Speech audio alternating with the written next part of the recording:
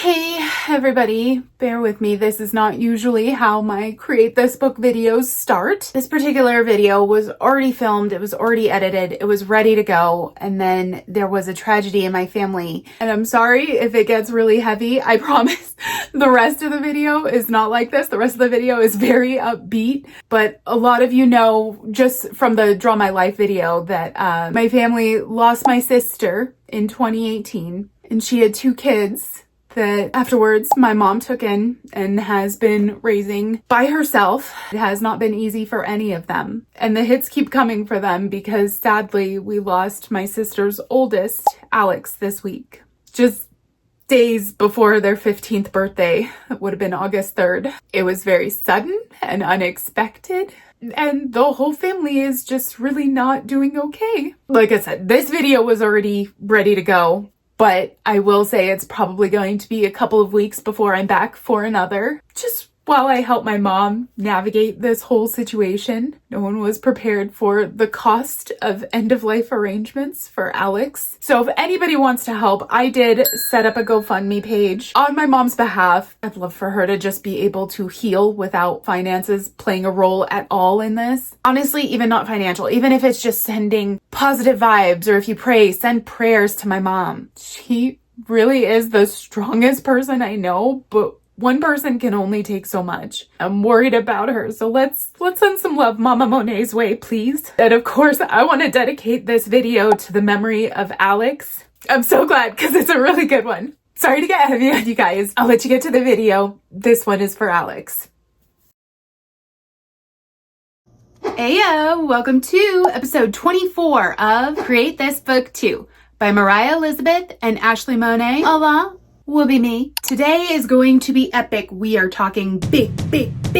We have 6 prompts to tackle in this video. I had changed my method to doing 5 per video, but then the last video I fell behind and I only did the 4, but I did already have the sketches for the 5th one. So that kind of gave me a jump start this week. And I was like, you know what? Let's just slap that prompt onto the ones for this week. So 6 altogether. That is so much to do. I don't want to waste any more time. So enough of me talking. Let's jump right in and see what I can create.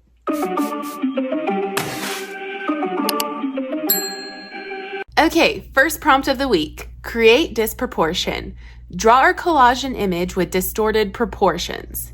No lie, there are so many ways I could have gone with this. I was really tempted to do some new school cartoony drawings because distorted proportions are the cornerstone of that style. But honestly, the first thought that came to mind when I read the prompt was the fish lens photography style, especially when it's used on like a cute little animal.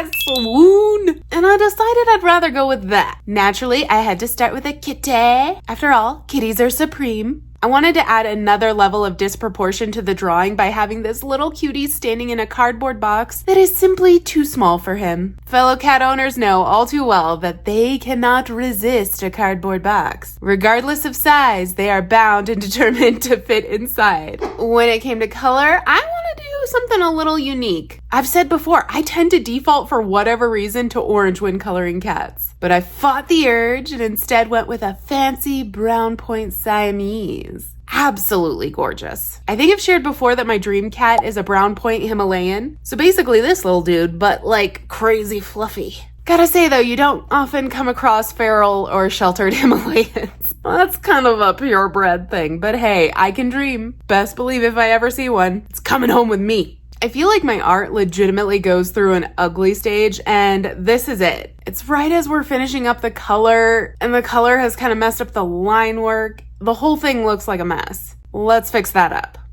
Aha! There we go. So much better. All this needs now is a few juicy highlights. And then, as per the usual, I like to go through with some colored pencils just to punch up the colors and add some texture in this case. The cat is fuzzy and colored pencils work great to add a fluffy texture. Also find little details like whiskers. Colored pencils are a great choice for that. I loved how this was coming together. I mean, who wouldn't want to boop that little nose? I love it. But we need another little friend for the other page. And I don't want to leave the dog people hanging. Now, my favorite dogs are the genetically inferior, although aesthetically superior, squish face pups like pugs, Pekingese, bulldogs, and of course, Frenchies. Like this little lady. And much like the cat's incessant need to squish into undersized boxes, dogs seem to have a relentless need to fetch oversized sticks. So I had to add that to this drawing.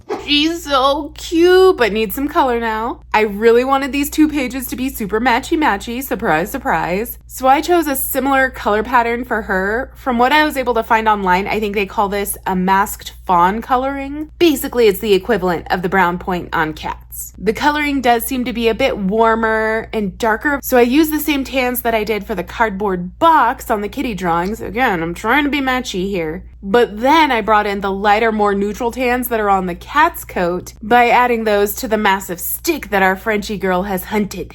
Once again, let's clean up that line work.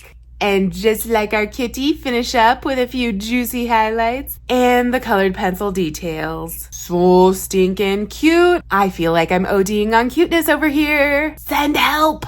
Back to the book, and I realized that with the way I had drawn the 2 images, they just would not fit together and have a good flow on this page, with the prompt being where it was. That was my bad, but I had to cover it up. I wanted the page split in 2, the pink background for the Frenchie. I was wanting to pick up kind of the pink tones that I put in her ears, and blue as the background for our handsome kitty boy, which of course plays off of his dazzling blue eyes. Then I had to write the prompt back in the top right corner. The flow will improve, but oh man, I can't say enough how much I hate it when I have to hand letter anything. Like, I just suck at it. I try to be cute and write disproportion in letters of all different sizes, but I don't know, it looks cheesy. I kind of hate it, but whatever. At least it's just the prompt. Let's glue in the parts that I actually love.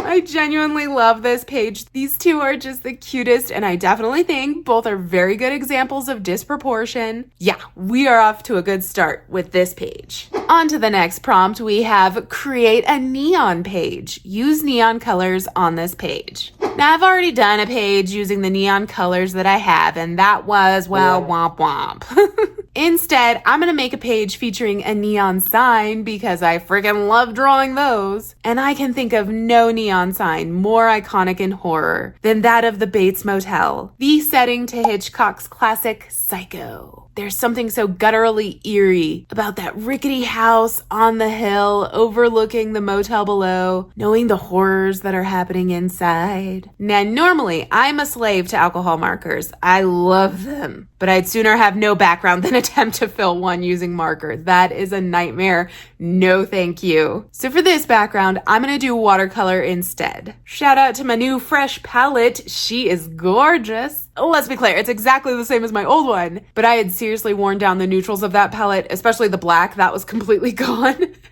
Phoebe was happy to take it since all the fun bright colors were still there. And now I get a new one, so win-win.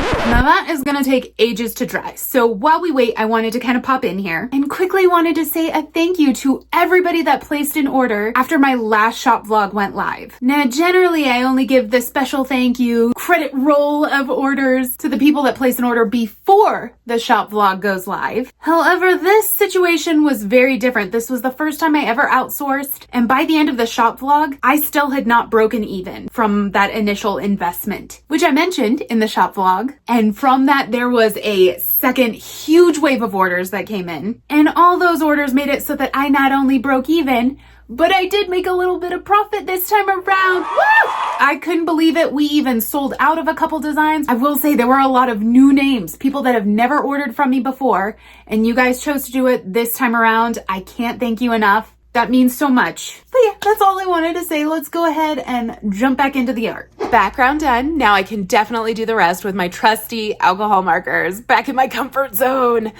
I say trusty as this one has clearly run out of ink.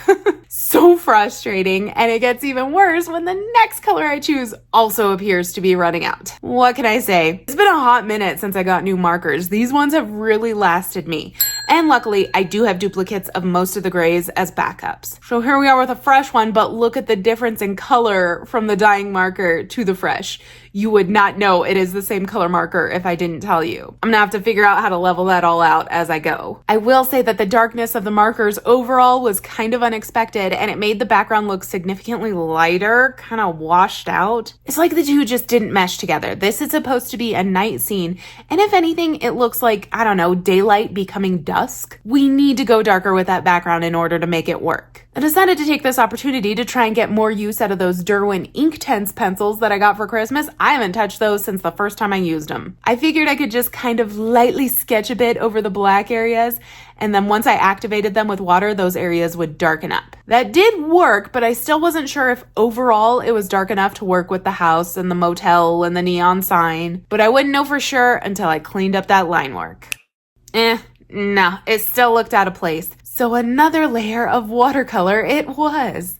And my poor printer paper was begging for mercy, hanging on by a thread. I could hear it crying tears practically. To be fair, if I had known I would need to do so many rounds of wet media on this piece, I probably would have considered upgrading my paper. But hindsight is 2020. What are you gonna do? It did eventually dry, and a tiny bit of wrinkling wasn't the end of the world. Plus, I was happy with where we landed on the darkness level. Now I could start working on the neon. The first step is to use paint marker in the color that I want the sign to glow. It was blue for the Bates Motel, and then I went yellow for the vacancy sign. I like that look, but I think if I remember right, the vacancy part is supposed to be red, but I wanted it to match with the glowing windows of the house that's up on the hill. And of course, the attic window will be glowing the brightest. If you know, you know. I want to emphasize some of the architectural details of the house with colored pencil, just kind of make them lighter, make them pop. And of course, I've got to add the glow that radiates from the neon letters all around. And for the cherry on top, we need to go in with the white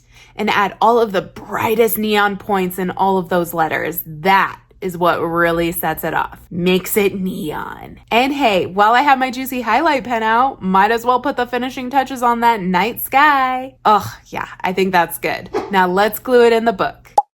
I feel like I could have fiddled with this page all day trying to make it perfect, but sometimes you gotta know when to quit. And I'm really happy with where we ended on this one.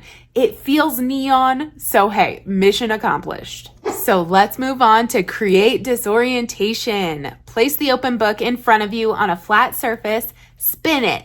Decorate this page using whatever angle it lands in. Okay, we have a couple of issues to contend with here. First, the book is so thick that I need to use my clips to hold it open, which probably means when I spin it, it's not gonna get a lot of good movement because these are super heavy. Second, also because the book is so big and clunky, it's not really comfortable to work in it at this point any longer. So I will spin it wherever it lands. I will mark my lines so I know what our plane of decoration is. And then I'm gonna draw the art separately and we'll glue it in the book with the direction that it's supposed to be going based on our spin. Got it? Here we go. Let's try to spin it. That was super anticlimactic. It's practically straight, and I lost a clip in the spin. You know, it's staying open just fine though, so let's try it again, and actually it might work better without the extra clip.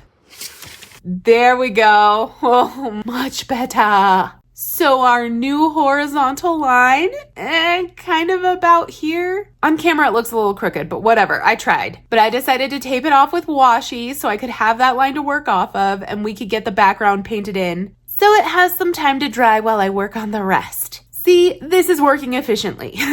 I just wanted the background to be a simple gradient going from this golden orange to black. Unfortunately, once I started adding black to the orange, it turned a yucky greenish color. I was not expecting that. I was expecting just brown, but no, what can I say? My color theory was off on this one. Ooh, satisfying tape peel coming in 3, 2, 1. Oh yeah! Let me zhuzh up the prompt to match. Spoiler alert, we're going creepy on this one. You know, I gotta add my drips. Drips say creepy. And the icky colors ended up working out because they actually match perfectly with what I wanted to put on this page. Thinking along the lines of being disoriented, I wanted to make a page inspired by the current horror obsession, which is obsession. The story of Bear, who has a crush on Nikki but is too insecure to tell her, so instead he makes a wish with a novelty toy that Nikki would love him more than anything else. A wish that comes true and naturally ends up backfiring in the most horrific ways possible. Now, most of the art I've seen surrounding this movie depicts Nikki like this. Makes sense. I think that was a disturbing scene that highlighted the premise of the film, but I also feel like it's that cliche, she's cute but psycho trope that some horror movies glom onto. Instead, I wanted to show Nikki like this. This scene bothered me even more as it really threw the need for the crazy girl to be cute like right out the window. It really was gross and gritty and truly showed just how disoriented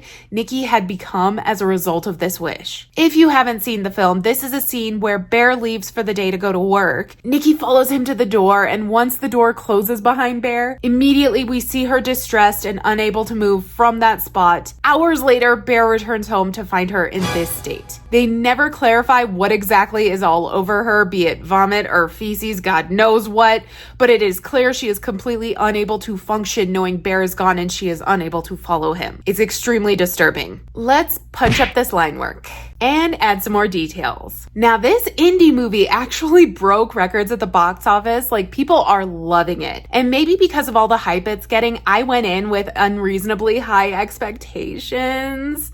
Like, don't get me wrong, I did enjoy the film. It was intense, it was unpredictable, and at times it was funny in a super uncomfortable way. I also like that after the release, there were so many people that were trying to dig deeper, find the hidden Easter eggs, uncover the hidden messages, and that left me thinking about the movie way after I watched it. Still though, I felt very unsatisfied that the film creates a victim out of Nikki. Like, she's just this poor girl who's doomed to suffer through no fault of her own and has no control over the situation at any point. Obsession is included in a new film category that they call incel horror, which are basically horror films that highlight male entitlement to affection from unwilling women. I've enjoyed a lot of films in this category, but most have some kind of turning point, a comeback moment for the victim, and more of a girl power message. I recently watched Companion and Send Help and highly recommend those for more of a yay women as opposed to just a nay men message. But yeah, let's finish this off with some nasty, juicy highlights. Back to the book. For this other page, I'm going to add one of Nikki's more obsessive lines. Why don't you love me? And with the book turned the proper orientation, let's glue her in. And that's that. I needed to do a page for this movie for sure, and I'm actually really happy with how this one came out. It's gross, it's disturbing, and definitely an example of someone experiencing disorientation. Up next, create a personal challenge. Use this page to try an art form you find difficult. For this prompt, I figured I could either draw something challenging. You guys have seen me struggle with landscapes. You guys have seen me struggle with architecture. So many things. Or I could do an actual drawing challenge. The Tiny Hands Challenge. Do you think these dogs can make some awesome art? I bet they can.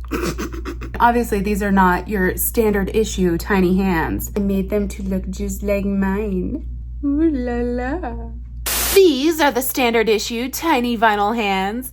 They come available in white and brown like these, but this shade is simply not mine. So I'll bring in my leather paints from my shoe customization video to change them up. This paint will be nice and flexible, so hopefully it won't chip off the hands as I use them. Step 1 is to mix up my appropriate skin tone, and looky, a bonus tiny hand has entered the chat. Hi, Phoebe. I definitely think I was able to mix up almost a dead ringer match for my complexion, which felt exciting, and then I just used a lighter shade of that color for some variation, trying to make my knuckles and such look a little bit more highlighted. And then it was time for a mini manicure to match mine, of course. Had to go with the classic Ashleigh Monet black.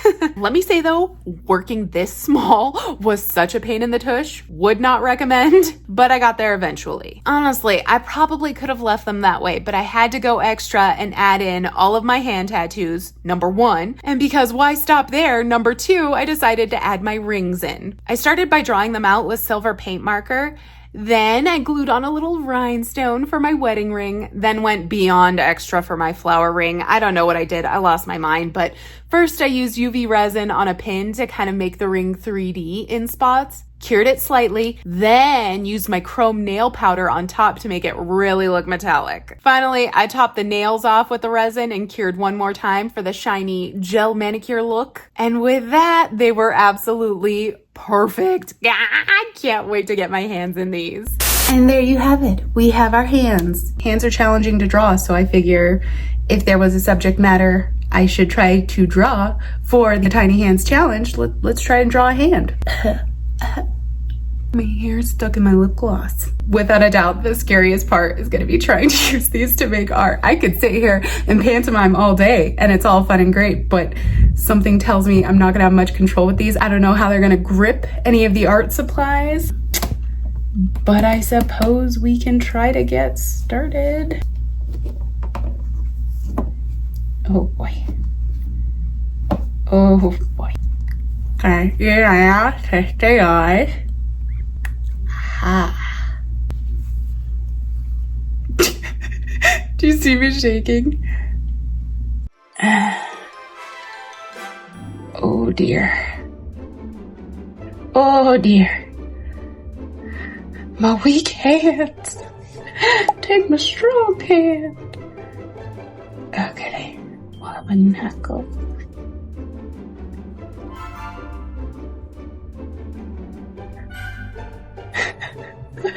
The little hands just look like they're shaking. I'm gonna see if I can rubber band the pen to the hand. Maybe that'll make it easier. Pause.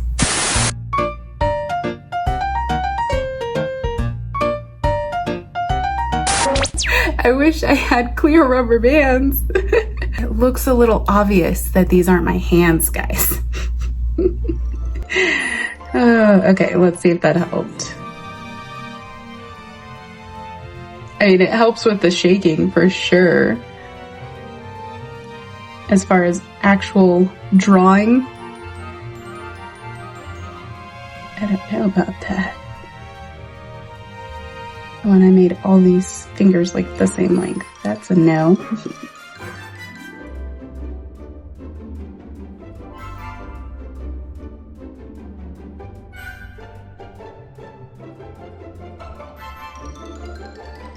I mean, it's not terrible.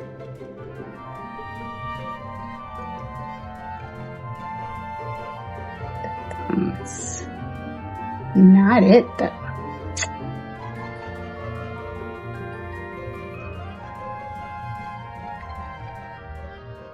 Okay, let's switch to the black. See, the tan was just my sketch lines. I have intentions of going over with the black to make it look like a more finished drawing. I'm having too much fun with this part. Not the drawing part, this part. Okay, we got our black. We are ready to rock.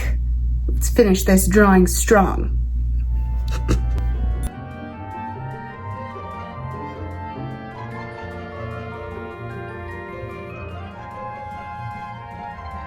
Oh yeah, that's attractive.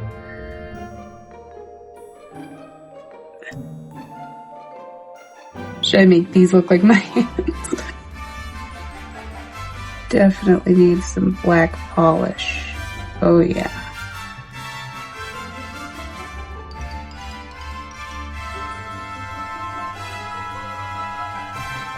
Got my elephant knee knuckles in there. I mean, perfection. This is art. It doesn't look terrible. These were not super easy to work with, but I think the rubber band idea helped. Maybe that was a cheat, I don't know, but I was definitely like shaking when it was just me trying to hold a pen together with two hands, or two fingers.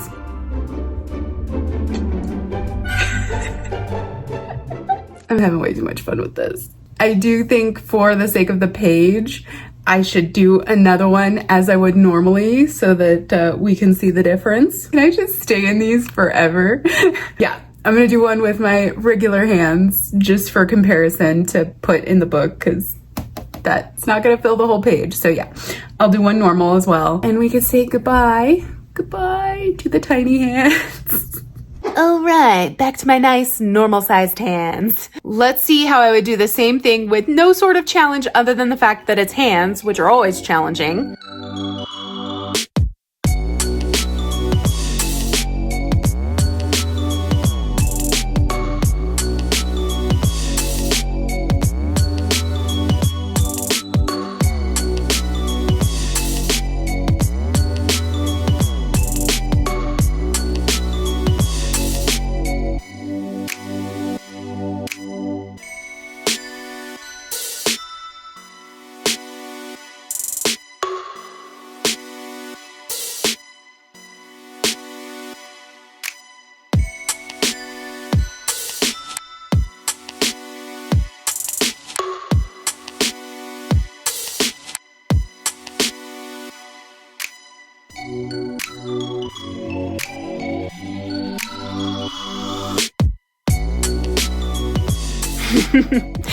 Okay, low-key, why does the tiny hands one look almost just as good as the normal one? This is bogus.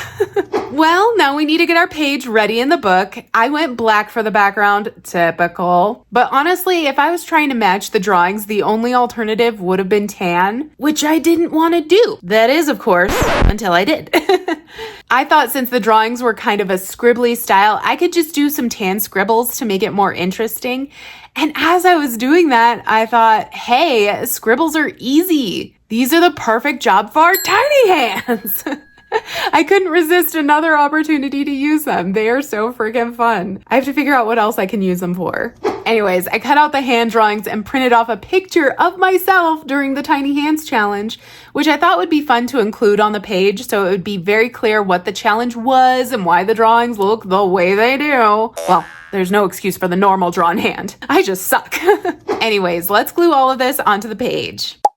There you have it. This page was a challenge and a half, and the page overall came out super duper basic. Don't love the page, but it was so fun. I actually really enjoyed the process and got a good laugh at my own expense. On now to prompt number 5, create a dichotomy. Carefully draw neat outlines for any kind of image. Color the drawing carelessly, disregarding neatness entirely. So for my super duper neat outlines, I wanted to draw out some of my favorite Pokemon. Now, I'm no Pokemon super fan. I won't pretend to be. My experience with the Pokemon franchise quite literally extends only to the late 90s, early 2000s. We're talking Gen 1, like Bulbasaur here. He is so stinking cute. Oh yeah, and that's virtually my only metric on which I determine my favorite Pokemon. Cuteness. So next was Poliwag. And I don't know what it is about the pressure to create carefully drawn, neat outlines, but this is what I did instead. If I wasn't trying to outline perfectly, I could do it, no problem. But once you tell me to,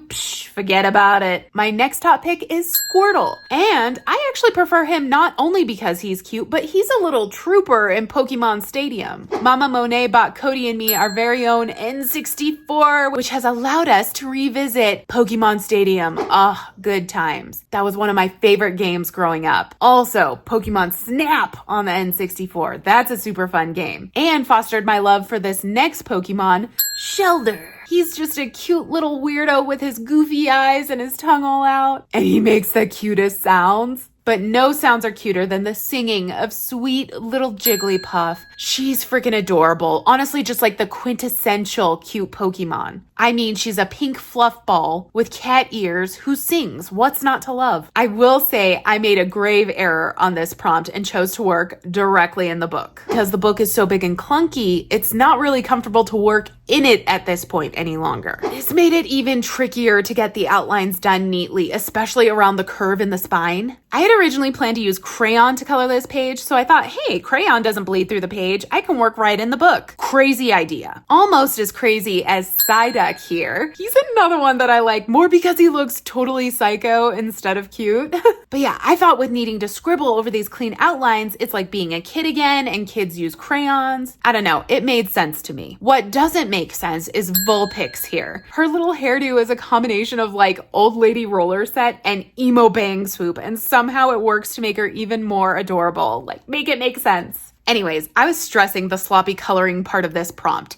That is so far out of my type A comfort zone. I'm very much a color inside the lines person, and the thought of going against that was a little bit anxiety provoking. And then, like an angel out of the heavens, there was Creative Paula. And my YouTube bestie posted a fun coloring technique video in which she showed me chaos coloring, a technique where you quite literally color chaotically with reckless abandon. It looks a bit of a mess until you go in and black out the edges, enhance certain colors, and add some juicy highlights. Then voila, work of art. I think I can actually get behind this technique, but we have an issue. Chaos coloring is meant to be done with alcohol markers, and now I'm working directly in the book. So I can't have that level of bleed through. I decided to try watercolor instead because if I keep it less watery, there is minimal bleed through, and I can still get blends that are similar to the markers. Now, as I go, you might notice that I'm making a little bit of a rainbow of these Pokemon. Yes, intentional. I purposely chose a Pokemon of each color to make this page flow that way. way.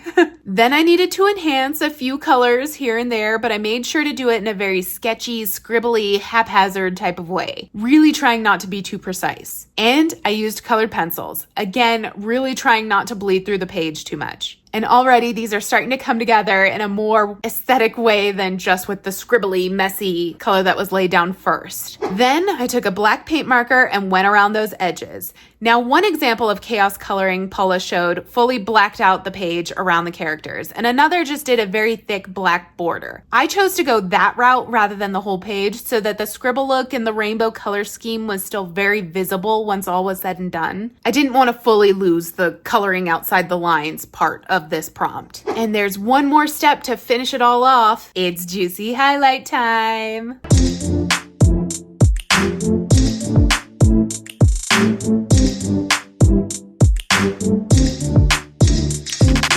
Well, this is the finished page. It is quite the dichotomy, clean outlines, messy coloring, but altogether, I really, really like it, and color me surprised, because I was dreading this prompt, straight up dreading it. So thank you, Chaos Coloring. And that brings us to the final prompt of the week. Create an activity log. Make a list of activities you do on a regular basis at least once a week. And then we have these slots for activities. A couple of things with this page though. First off, I do have ghosting from the Pokemon page. Second off, this is kind of a weekly agenda and there's only 5 spaces. So you know what? We're just going to cover all of this up and start fresh. And when in doubt, black it out. I know, she's going black again. But don't despair. If you are a fan of color, I promise this prompt will get all of the color you could ever hope for. Rainbow, in fact, because we are creating the gay agenda. Let me explain. So over the span of my last 3 videos, I've mentioned Pride Month a total of 2 times. Well, apparently, according to a very vocal minority, that is excessive, and now I've been accused of trying to push the gay agenda.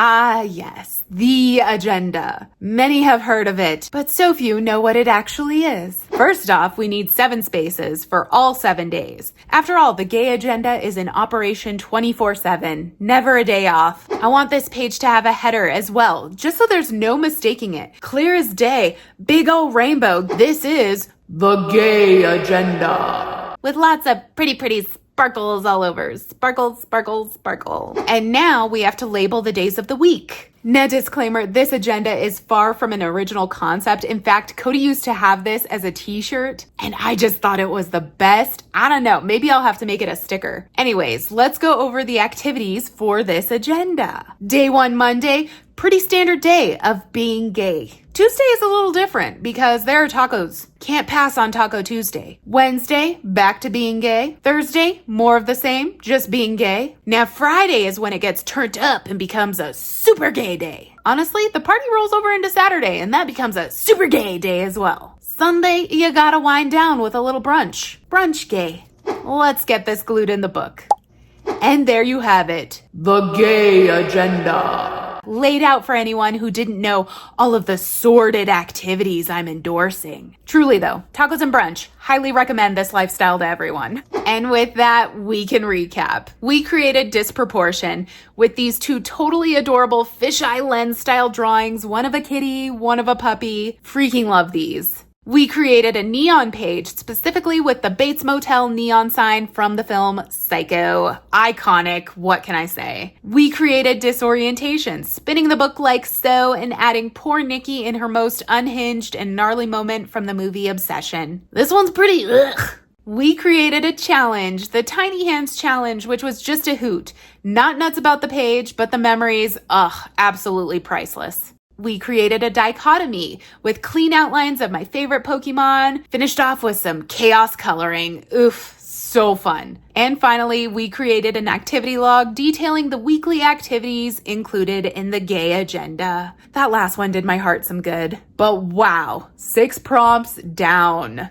I'm exhausted. 6 is a lot. But I'm not gonna lie, I'm kind of in love with like every page I did this week. This was just a good round. And we only have 2 more episodes before we are done with Create This Book 2. Finished. Well, then it's on to Create This Book 3.